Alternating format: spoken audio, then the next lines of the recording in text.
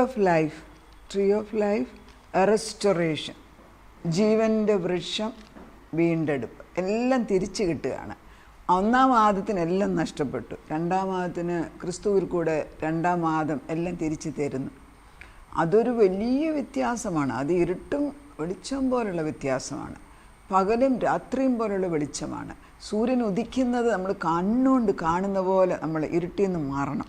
അത് എത്ര പറഞ്ഞാലും മനുഷ്യരങ്ങോട്ട് അക്സെപ്റ്റ് ചെയ്യത്തില്ല.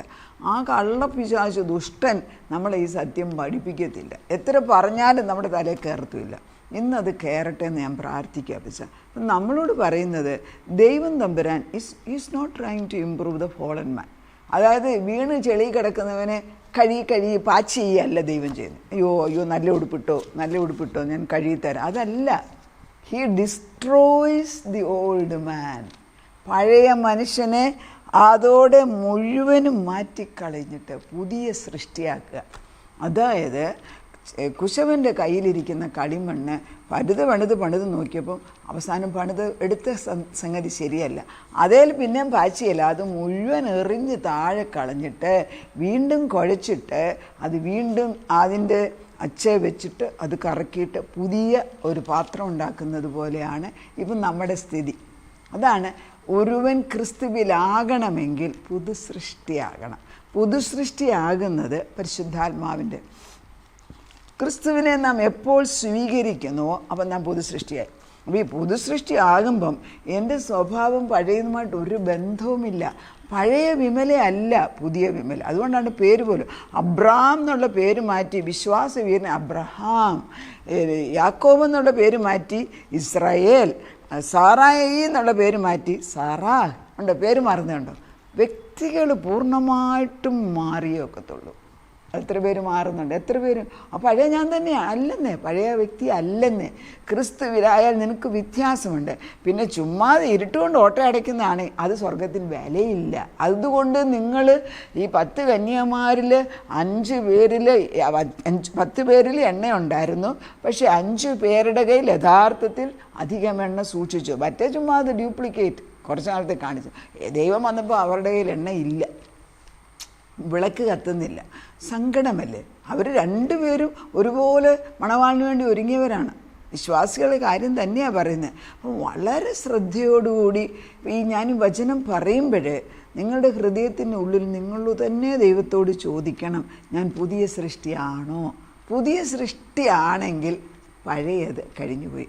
അവിടെയാണ് 2 കൊരിന്ത്യർ 5:17 പറയുന്നത്, ഒരുവൻ ക്രിസ്തുവിലായാൽ അവനൊരു പുതിയ സൃഷ്ടിയായി, പഴയത് കഴിഞ്ഞുപോയി. അപ്പോൾ പഴയത് പിന്നെ എങ്ങനെയായിരുന്നു? പഴയ സ്വഭാവം ഇല്ലെന്നേ, പഴയ സ്വഭാവം പോയെന്നേ, പഴയ വ്യക്തിത്വത്തിൻ്റെ ഒരു ക്യാരക്ടർ ഇനി പറയേണ്ട ആവശ്യമില്ലെന്നേ. ഞാൻ നിൻ്റെ പാപങ്ങളെ എല്ലാം വലിച്ചെറിഞ്ഞ്, നിൻ്റെ പഴയ സ്വഭാവത്തെ വലിച്ചെറിഞ്ഞ് അഗാധ സമുദ്രത്തിൽ വലിച്ചെറിഞ്ഞേച്ച് ഇനി മേരിൽ അവിടെ ഒരുത്തൻ ഫിഷ് ചെയ്യരുതെന്ന് പറഞ്ഞൊരു നോട്ടീസ് എഴുതി വെച്ച് കഴിഞ്ഞു. അതാണ് പഴയ പാപിയായ മനുഷ്യൻ വീണ്ടെടുക്കപ്പെട്ട് കഴിയുമ്പം കർത്താവിൻ്റെ വിശുദ്ധന്മാരായി മാറുന്നതിൻ്റെ സത്യം. അതാണ്. അപ്പോൾ ഏദൻ തോട്ടത്തിൽ ആദം നന്മതിന്മയുടെ വൃക്ഷത്തിൻ്റെ ഫലം കഴിച്ചപ്പം the eyes were open to the wrong tree. അതായത് തെറ്റായ വശത്തിൽ കൂടെ കാര്യങ്ങൾ നേടാനുള്ളതിൻ്റെ കണ്ണ് തുറന്നു. The tree unveiled shame and death. ആ നന്മതിന്മയുടെ വൃക്ഷത്തിൻ്റെ ഫലം നീ എന്ത് കഴിക്കുന്നു അതായി മാറുകയാണ്. നന്മതിന്മയുടെ വൃക്ഷത്തിൻ്റെ ഫലം കഴിച്ചപ്പം നിനക്ക് നാണംകേടും മരണവും കയറി വന്നു, നിനക്ക് ഭയം കയറി വന്നു. അതുപോലെ തന്നെ നമുക്ക് ദൈവത്തിൽ നിന്ന് ഒളിച്ചോടുന്ന ഒരു സ്വഭാവം. എന്ത് ചെയ്ത് ഈ സ്കിസോഫ്രനി, അതുപോലെ തന്നെ മിണ്ടാതിരിക്കുന്ന പിള്ളേർക്കൊക്കെ ഉണ്ട്. അപ്പനമ്മമാർ നമ്മളെ ഓരോരുത്തരെ വിളിച്ചുകൊണ്ട് പ്രാർത്ഥിപ്പിക്കുമല്ലോ. പ്രാർത്ഥിപ്പിക്കുന്നുണ്ടേ നമ്മൾ നോട്ട് ചെയ്യാമെങ്കിൽ പറയാം, ആത്മാവുള്ളവർ ചെല്ലുകയാണെങ്കിൽ ഈ പിള്ളേർ ഒരു തരത്തിൽ മുമ്പിൽ വരത്തില്ല. അവർ ഒന്നേരം ടെമ്പറ്റാൻട്രം കാണിക്കും. അവർക്ക് ഒരു തരത്തിൽ അവരെ കാണാൻ പോലും സാധിക്കത്തില്ല. ബിക്കോസ് സ്പിരിറ്റ് വ്യത്യാസമുണ്ട്. അതൊരു രോഗമാണോ? അല്ല. രോഗമായിട്ട് ചിന്തിച്ചാൽ കുറച്ച് മരുന്ന് കൊടുത്ത് സെഡേറ്റ് ചെയ്തിടാമെന്നല്ല, അതുകൊണ്ട് രോഗം മാറുന്നില്ല. ആത്മാവിൻ്റെ തലത്തിൽ നോക്കുമ്പം ഇതിൻ്റെ ഒറിജിൻ വ്യത്യാസമുണ്ട്. They are still living under the tree of good and bad. അപ്പോൾ അവർക്ക് എപ്പോഴും ഒരു ഇൻഫീരിയോറിറ്റി കോംപ്ലക്സാണ്. എന്നെ ഒന്നിനും കൊള്ളത്തില്ല, ഞാൻ ഒരിക്കലും ശരിയാകത്തില്ല, എനിക്കൊരു വിലയില്ല. ഈ ചിന്തകളെല്ലാം ഈ ആദ്യ വൃക്ഷത്തിൽ, അതായത് നന്മതിന്മയുടെ വൃക്ഷത്തിൽ നിന്ന് വലിച്ചുകൊണ്ട് എന്നാൽ ക്രിസ്തുവിലാകുമ്പോൾ സംഭവിക്കുന്നത്, the eyes are open to Christ and you get eternal life. അതായത് ട്രീ ഓഫ് ലൈഫിൽ നിന്ന് കഴിക്കുമ്പോൾ, യേശുവിൽ നിന്ന് ഞാൻ ഭക്ഷണം കഴിക്കുമ്പം എൻ്റെ മരണം നീങ്ങിപ്പോയെന്ന്. എന്നേക്കുമായിട്ട് ദൈവമായിട്ട് ജീവിക്കുക. ഇന്ന് മരിച്ചാൽ എനിക്ക് സംശയമില്ല. ആ സംശയങ്ങളൊക്കെ വ്യക്തമായിട്ടും വേദപുസ്തക പ്രകാരം മാറിക്കഴിഞ്ഞിരിക്കുകയല്ലേ. എന്തുകൊണ്ട് ആളുകൾക്കിത് മനസ്സിലാക്കാത്തെന്ന് ചോദിച്ചാൽ, ഒരു വലിയ ഒരു ദുഷ്ടശക്തി ഇതിൻ്റെ മുകളിൽ നിൽപ്പുണ്ട്. അത് അറിയാവുന്നവർക്ക് പറയാനുള്ള അവസരം പോലും ഉണ്ടാകുന്നില്ല. പക്ഷേ ദൈവം പറയുന്നത് നീ പറയണം. ആരെങ്കിലും കേട്ട് ഞാൻ ഒരു സത്യം ഞാൻ ഓടുന്നുണ്ട്. എന്നോട് ദൈവം പറയാൻ പറഞ്ഞ് ഞാനങ്ങ് പറഞ്ഞാൽ മതി. പിന്നെ പ്രവർത്തിപ്പിക്കുന്നത് ദൈവമാണ്. പക്ഷെ ഞാൻ പറയുന്നിടം വരെ ദൈവം അനുഭവിക്കും. അതിപ്പോൾ ഒത്തിരി ദേഷ്യപ്പെട്ടൊന്നുമല്ല, സ്നേഹമായിട്ട് പറയാൻ ദൈവം അനുവദിക്കും. ചിലരെ വ്യക്തിപരമായിട്ട് പറയിപ്പിക്കും. അതൊക്കെ ആത്മാവാണ് ചെയ്യിപ്പിക്കുന്നത്. ഇതൊക്കെ ദൈവം. അപ്പം ഈ ട്രീ ഓഫ് ലൈഫിൽ നിന്ന് കഴിച്ചപ്പോൾ നമുക്ക് ക്രിസ്തുവിനെ കാണാനിടയായി. എന്തുകൊണ്ടാണ് ഞാൻ ക്രിസ്തുവിനെ കാണുന്നത്? മറ്റേ വൃക്ഷം എനിക്ക് വേണ്ടെന്ന്. നന്മ തിന്മയുടെ വൃക്ഷത്തെ ഞാൻ വെറുക്കുന്നു. ഞാൻ അതിനെ ഐ ഹേറ്റ് ലൈക്ക് ഡെത്ത്. എനിക്കതിനെ ഇഷ്ടമില്ല. നീ എൻ്റെ വീട്ടിൽ കയറിപ്പോയെന്ന് പറഞ്ഞാൽ നമ്മുടെ ആളുകൾ കയറുമോ? ഇല്ല. അതുപോലെ തന്നെ ഇതിനെ ശാസിച്ച് മാറ്റണം. എനിക്കിത് ആവശ്യമില്ല. അതുപോലെ തന്നെ നമുക്ക് ദൈവത്തിൻ്റെ സ്നേഹത്തിനെ ഇട്ട് തരുന്നു. അതിന് കണക്ക് പറയുന്ന സ്നേഹമല്ല. നീ ചെയ്താൽ ഞാൻ സ്നേഹിക്കാം, ടിറ്റ് ഫോർ ടാറ്റ്. ഞാൻ നന്മ ചെയ്താൽ നീ തിറ്റം ചെയ്താൽ തെറ്റും നിനക്ക് തിരിച്ചടിക്കും. അങ്ങനത്തെ സ്നേഹമല്ല. ദിസ് ഈസ് ത്യാഗപൂർണമായ സ്നേഹത്തിലേക്ക് നമ്മൾ കയറി വരും. അതുപോലെ തന്നെ we have intimacy with Christ. പിന്നെ ഒരു ബേണിങ് ഹാർട്ട് കിട്ടും. അതായത് തുടിക്കുന്ന ഹൃദയം, അല്ലെങ്കിൽ പ്രേമത്തിൻ്റെ ഒരു വീര്യമുള്ള ഒരു ഹൃദയം, ദൈവത്തോടൊരു വിശുദ്ധ സ്നേഹം. എത്ര പേർക്കുണ്ട്? ഇതെല്ലാം തരുന്നത് ക്രിസ്തുവിൽ കൂടെയാണ്. അപ്പം നമ്മൾ വിചാരിക്കും, ചില പറയല്ലോ അവർ ഒത്തിരി പ്രാർത്ഥിക്കത്തൊന്നുമില്ല, പിന്നെ അവർക്ക് എന്താ കുറവ്? അത് ഈ ലോകത്തിൽ ദൈവം എല്ലാവർക്കും കൊടുക്കും. ചിലർക്ക് പൈസ ഉണ്ടാക്കാൻ പ്രാപ്തിയുണ്ട്, അവർക്ക് ശക്തിയായിട്ട് നല്ലതായിട്ട് ജീവിക്കും. പക്ഷെ അത് സ്വർഗത്തിൻ്റെ മുമ്പിൽ എന്ത് വിലയുണ്ടെന്ന് അന്തരാത്മാവിനോട് ചോദിക്കണം. പരിശുദ്ധാത്മാവ് പറഞ്ഞു തരണം. നല്ലവനായ ഒരു മനുഷ്യൻ യേശുവിനോട് ചോദിക്കുന്നുണ്ടല്ലോ, സ്വർഗരാജ്യം ലഭിക്കാൻ എന്ത് ചെയ്യണമെന്ന്. അപ്പോൾ യേശു പറയുന്നുണ്ട്, കൽപ്പനകളെ അനുസരിക്കുക. അവൻ 10 കൽപ്പനയെ അറിയുന്ന, അത് അനുഷ്ഠിച്ച് ജീവിക്കുന്നവൻ. എന്നിട്ട് ദൈവം ഒന്നുകൂടെ നോക്കി, അവനെ ഒന്നും കൂടെ നോക്കി, കർത്താവിനെ നോക്കി ചിരിച്ചു എന്നാണ് പറയുന്നത്. കറക്റ്റാണ് അവൻ പറഞ്ഞത്. നിനക്കൊരു കുറവുണ്ട്, ഒത്തിരി സമ്പത്ത്, നിൻ്റെ ചിന്ത അതേൽ കിടക്കുന്നു, അതുകൊണ്ട് വിറ്റ് പാവങ്ങൾ കൊടുത്തിട്ട് തിരിച്ചു വരാൻ പറഞ്ഞു. അവന് ധാരാളം സമ്പത്തുള്ളവനായിരുന്നു, അത് ഒത്തില്ല. അപ്പോൾ അവൻ്റെ സമ്പത്ത് ദൈവമായി മാറി. സമ്പത്തിൽ കുഴപ്പമില്ല, അബ്രഹാം മഹാസമ്പന്നനായിരുന്നു, വേദപുസ്തകത്തിൽ എഴുതിയിട്ടുണ്ട്. സമ്പത്തിലല്ല പ്രശ്നം, സമ്പത്ത് ദൈവമായി മാറി. എത്ര പേര് നമ്മുടെ പൊസിഷന് വേണ്ടി, നമ്മുടെ ആവശ്യങ്ങൾക്ക് വേണ്ടി എത്ര പേര് നമ്മളെല്ലാം കുറുക്ക് വഴിയിലേക്ക് അന്വേഷിക്കുമ്പം ആരെയാണ് ഒഫൻഡ് ചെയ്യുന്നതെന്നറിയാമോ? ജീവനുള്ള ദൈവത്തെ. അപ്പം നമ്മൾ ഈ പിശാചിൻ്റെ ജോലി എന്ന് serpent promised enlightenment without Christ. ക്രിസ്തുവില്ലാത്ത ഒരു ജീവിതത്തിന്, അത് നല്ല ജീവിതം ഞാൻ തരാമെന്ന് പരിശുദ്ധാത്മാവിനെതിരായിട്ട് പിശാച് പറയും. അപ്പം നമ്മൾ choosing knowledge apart from Christ is dangerous. It's emptiness. അതായത് എന്ത് കാര്യങ്ങളും ക്രിസ്തുവില്ലാതെ നീ നേടുന്നു എങ്കിൽ അവിടെ എംപ്റ്റി, അവിടെ ഒന്നുമില്ല, എല്ലാം വെറുതെ. അതായത് നമ്മൾ വേദപുസ്തകത്തിൽ എഴുതിയിട്ടുള്ളതിന് പട്ടി ചന്തയ്ക്ക് പോയതുപോലെ തിരിച്ചു വരുമെന്ന്, ഒന്നും നേടാത്തവർ. അങ്ങനെയുണ്ട് കർത്താവേ. അങ്ങനെയുള്ള അവസ്ഥയുണ്ടെങ്കിൽ അവരുടെ ഈ ജീവിതശൈലി മാറ്റിത്തരണം. രാവിലെ തൊട്ട് രാത്രി വരെയും ഈ അടിമയെ പോലുള്ള ജോലി ചെയ്ത് ഇന്ന് ജോലി ചെയ്ത് പ്രീതിപ്പെടുത്താമെന്നായിരിക്കും കർത്താവ് പറയുന്നത്. നീ എൻ്റെ കൂടെ മേശയ്ക്ക് വന്നിരിക്കുക, ഞാനും നീ കൂടെ ഒന്ന് സംസാരിക്കട്ടെ എന്ന്. ആദ്യകാലങ്ങളിൽ വിവാഹം കഴിച്ച് കഴിയുമ്പോൾ നമ്മൾ കണ്ടിട്ടുണ്ട്, നമ്മൾ ഭാര്യമാർ വീട്ടിനോട് ചെയ്യുന്നു, ഇവിടെ ചെയ്യുന്നു, അടുക്കള ജോലി ചെയ്യുന്നു, വീടാക്കുന്നു, വൃത്തിയാക്കുന്നു. ഇപ്പോഴത്തെ പണ്ടത്തെ ആളുകാലേ പറയുന്നു. ഇപ്പോഴത്തെ ആളുകൾ ചില സ്ത്രീകൾ അങ്ങനെയൊക്കെ തന്നെയാണ്, എല്ലാം നോക്കിക്കണ്ടിയും. പക്ഷേ പലപ്പോഴും ഭർത്താക്കന്മാർ പറയും, നീ എന്തിനായി കിടന്ന് ജോലി, നമുക്ക് ഭക്ഷണം വേണേൽ പുറത്തുനിന്ന് വാങ്ങിക്കാമല്ലോ, അല്പം നേരം എൻ്റെ അടുക്ക വന്ന് ഇരിക്കുക എന്ന് പറയും. ശ്രദ്ധിച്ചിട്ടുണ്ടോ? ആര് കേൾക്കുന്നു? ഭർത്താക്കന്മാർ പലരും പറയുന്നത് അല്പം നേരം സാവകാശമായിട്ട് എൻ്റെ അടുക്ക വന്ന് ഇരിക്കുക എന്ന്. അതിന് റെഡിയായിട്ട് എത്ര പേരുണ്ട്? ഇരിക്കുമോ? നമ്മൾ ഇരിക്കാൻ തയ്യാറുണ്ട്? അതാ ദൈവവും ചോദിക്കുന്നത്. അപ്പോൾ self consciousness came from sin. പാപത്തിൽ നിന്നാണ് ഞാനെന്ന ചിന്ത പൊങ്ങുന്നത്. പാപം വരുന്നതിനെല്ലാം ഞാൻ നല്ലവനാണ്, ഞാൻ മിടുക്കനാണ്, എൻ്റെ കഴിവുകൊണ്ട് ചെയ്തു, ഞാൻ അത് വാങ്ങിച്ചു, ഇത് വാങ്ങിച്ചു. ഞാൻ മരിക്കണം. യേശു മരിച്ചില്ലേ നമുക്ക് വേണ്ടി? അതല്ല ടിപ്പിക്കൽ എക്സാമ്പിൾ. യേശു മരിച്ചു നമുക്ക് വേണ്ടി. ഞാനൊന്ന് മരിക്കണം. വളരെ സിമ്പിളാണ്. എന്നിലുള്ള ജഡശരീരം അല്ലെ ജഡചിന്തകൾ മരിക്കുമ്പം ഞാനെന്ന ഭാവം മാറിയിട്ട് ക്രിസ്തു എന്ന ഭാവം വരും. അതുകൊണ്ടാണ് ക്രിസ്തുവിൻ്റെ മനസ്സുള്ളവരല്ലോ എന്ന് കോരിന്ത്യരിൽ പറയുന്നുണ്ട്. എപ്പം നമ്മൾ പുതുസൃഷ്ടിയായപ്പം. അപ്പം ദൈവത്തിനെ വേദനിപ്പിക്കും. അതിപ്പോൾ ഞാൻ പലപ്പോഴും ഈ ദിവസങ്ങളിലൊക്കെ പ്രാർത്ഥിക്കുമ്പോൾ ഞാൻ നോട്ട് ചെയ്യുന്ന ഒരു സത്യം, മറ്റുള്ളവരുടെ ആവശ്യങ്ങൾക്ക് വേണ്ടിയൊക്കെ പ്രാർത്ഥിക്കുമ്പോൾ ഞാൻ ദൈവത്തോട് പറയും, ദൈവമേ നിൻ്റെ നന്മ ലഭിച്ചിട്ട് നിന്നെ ഉപദ്രവിക്കുന്നവരാകരുത്, നിന്നെ വേദനിപ്പിക്കുന്നു. അതായത് അമ്മയപ്പന്മാർ എത്രയോ നന്മ മക്കൾക്ക് ചെയ്യും, പക്ഷെ അവർ നേരെ തിരിച്ച് അപ്പനെ അമ്മയും വേണ്ടാത്തത് പറയും, ഉപദ്രവിക്കുകയും ചെയ്യുമ്പോൾ അവൻ്റെ നാശത്തിനാണ് അവൻ ചെയ്യുന്നത്. അവൻ അറിയുന്നില്ല, അവൻ്റെ തലമുറയ്ക്ക് അത് ശാപമായിട്ട് വെക്കുകയാണ്. ആര് പറയുന്നു? എന്ന് പറഞ്ഞതുപോലെ ദൈവം നമുക്ക് നന്മ ചെയ്തിട്ട് ദൈവത്തിൻ്റെ നന്മയിൽ സന്തോഷിക്കാതെ നന്ദിയില്ലാത്തൊരു ഹൃദയമാണ് നമ്മൾ കൊണ്ടു നടക്കുന്നത് എങ്കിൽ കർത്താവിനെ വ്യസനിപ്പിക്കുകയാണ്. ദിനംപ്രതി നമ്മൾ ദൈവത്തിനെ വേദനിപ്പിക്കുന്ന ഹൃദയം. ദിനംപ്രതി ദൈവസന്നിധിയിൽ ചെന്നിട്ട് പരാതി പറയാൻ വേണ്ടി, പരാതി ഇല്ലെങ്കിൽ പ്രാർത്ഥനയില്ല, പ്രശ്നമില്ല, ഇതിനടുക്ക് പോകത്തുമില്ല. അപ്പം ഇവിടുന്നൊക്കെ ഒരു മാറ്റം വരണമെങ്കിൽ പരിശുദ്ധാത്മാവിൻ്റെ ഭക്ഷണം, വചനം, അത് കഴിക്കാതെ എനിക്ക് രക്ഷയില്ല. അങ്ങനെയുള്ളവരെ അറിയത്തില്ലേ? അവരെങ്ങനെ പോയാലും എനിക്ക് സമയം കിട്ടുമ്പോഴെല്ലാം എടുത്ത് വചനം, അങ്ങനെ സമയം കിട്ടുമ്പോഴെല്ലാം വചനം വായിക്കുന്നവരെ എനിക്കറിയാം. അവരുടെ പുറമേയുള്ള സ്വഭാവത്തെക്കുറിച്ചേ അല്ല ഞാൻ പറയുന്നത്.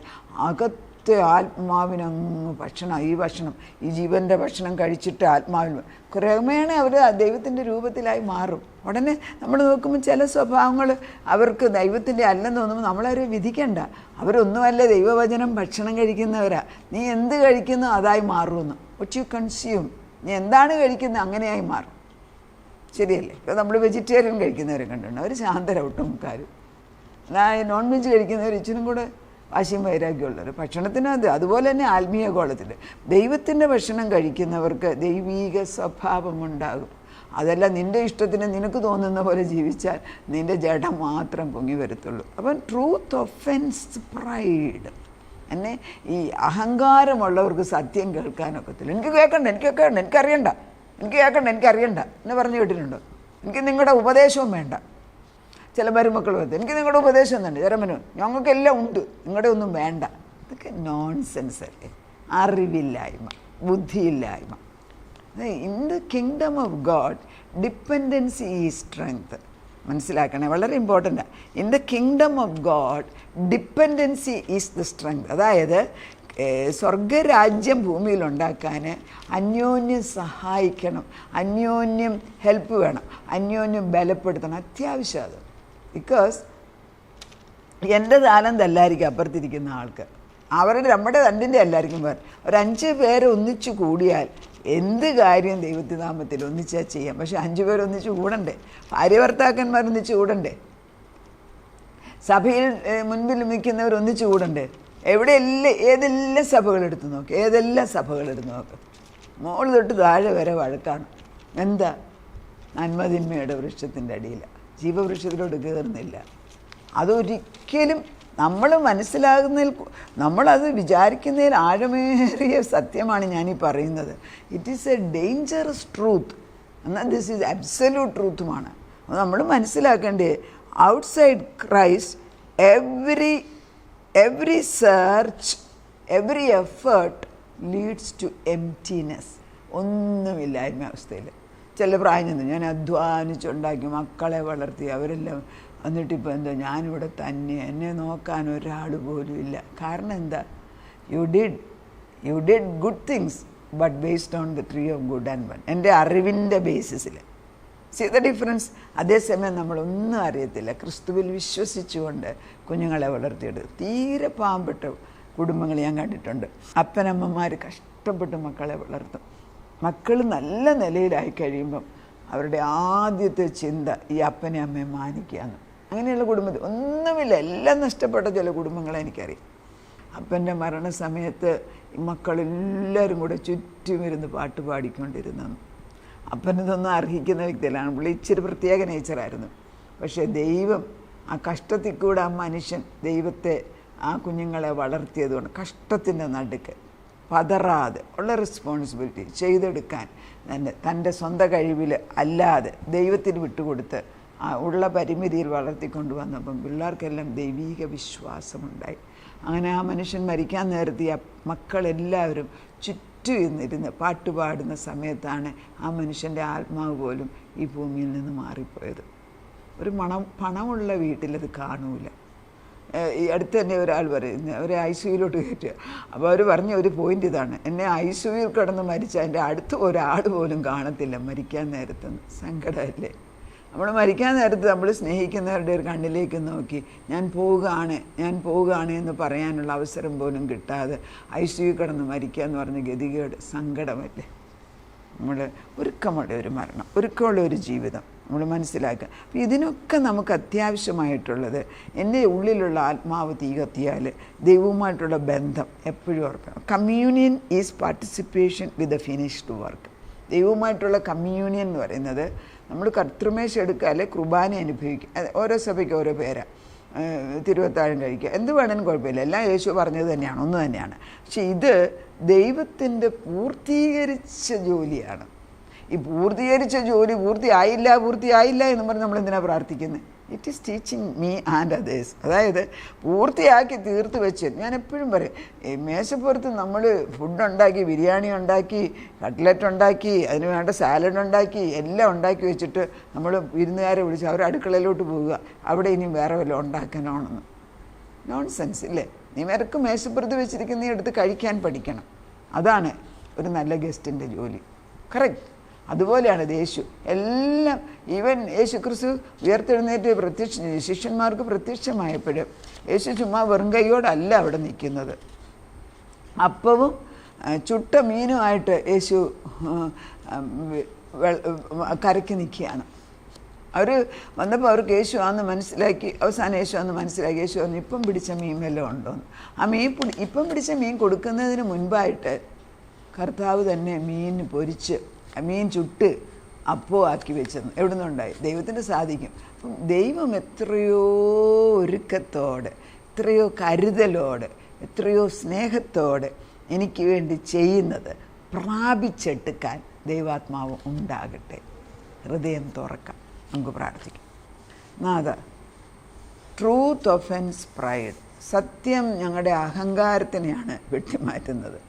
സത്യമെന്ന് പറയുന്നത് വേദപുസ്തകത്തിലെ സത്യമാണ്. മനുഷ്യൻ നന്മതിന്മയുടെ ചുവട്ടിൽ നിന്നുകൊണ്ട് അവരുടെ ഇഷ്ടത്തിന് ഓരോ സത്യങ്ങൾ എഴുതി. അതല്ല. സത്യം എന്ന് പറയുന്ന ക്രിസ്തു തന്നെയാണ്. സത്യം അറിയണമെങ്കിൽ ക്രിസ്തുവിൻ്റെ മുഖത്തോട്ട് നോക്കണം.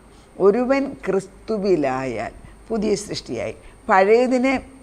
പഴയതിൻ്റെ മേലെ ടേപ്പ് വെച്ചൊട്ടിക്കുന്ന സ്വഭാവം ദൈവത്തിനില്ല. പഴയതിനെ മുഴുവനായിട്ട് ഒട്ടച്ചു മാറ്റിയിട്ട് പുതിയ വീഞ്ഞ് പുതിയ തുരുത്തിയിൽ മാത്രമേ ഒഴിക്കത്തുള്ളെന്ന് കർത്താവിന്. പുതിയ തുണി പഴയ തുണിയിൽ തയ്ച്ചു കയറ്റി വെക്കത്തുമില്ല, എല്ലാം നശിച്ചു പോകും. അതിന് പകരം പുതിയതിനോടെ ചേർക്കത്തുള്ളൂ. ഇങ്ങനെയൊക്കെ ഞങ്ങളെ പഠിപ്പിക്കുമ്പോൾ നിന്നോട് ചേർന്ന് നിന്ന് ജീവിപ്പാൻ ഞങ്ങളെയും തലമുറകളെയും പഠിപ്പിക്കണമേ. നിത്യമായ ജീവൻ്റെ വൃക്ഷത്തിൽ നിന്ന് എടുത്തിട്ട് സ്വർഗരാജ്യത്തിലെ സന്തോഷം ഞങ്ങളുടെ ഹൃദയത്തിലും ഞങ്ങളുടെ ഭവനത്തിലും ചർച്ചിലും സമൂഹത്തിലും ചുറ്റുപാടും ജീവവൃക്ഷത്തിൻ്റെ ഫലം അനുഭവിക്കുന്ന സന്തോഷം കാണിച്ചു കൊടുക്കാനും അനേകരെ ക്രിസ്തുവിലേക്ക് ആകർഷിച്ച് അനിത്യമായ ജീവൻ്റെ ഉറവിടത്തിൽ ആ ജീവവെള്ളം കുടിപ്പാൻ ഞങ്ങളെ പഠിപ്പിക്കണം. ഞങ്ങളുടെ തലമുറകളൊന്നുപോലും നശിച്ചു പോയില്ല. ഈ വെള്ളം അവരെ തേടി കണ്ടുപിടിക്കണം. ദാഹിച്ച് നടക്കുന്നിടത്ത് ദൈവത്തിൻ്റെ വെള്ളം കടന്നു ചെല്ലട്ടെ. വരണ്ട നിലത്തേക്ക് ജീവവെള്ളം ഒഴുകട്ടെ. ഈ ഉണങ്ങിയ അസ്ഥികൾ ജീവിക്കട്ടെ. ദൈവത്തിൻ്റെ പരിശുദ്ധാത്മ അങ്ങനെ തന്നെ ചെയ്യുന്നതിനാൽ സ്തോത്രം. പ്രാർത്ഥനയായിട്ട് ഉത്തരം തന്നതിന് നന്ദി. യേശു ക്രിസ്തുവിൻ്റെ പൊന്നുനാമത്തിൽ തന്നെ. ആമേൻ.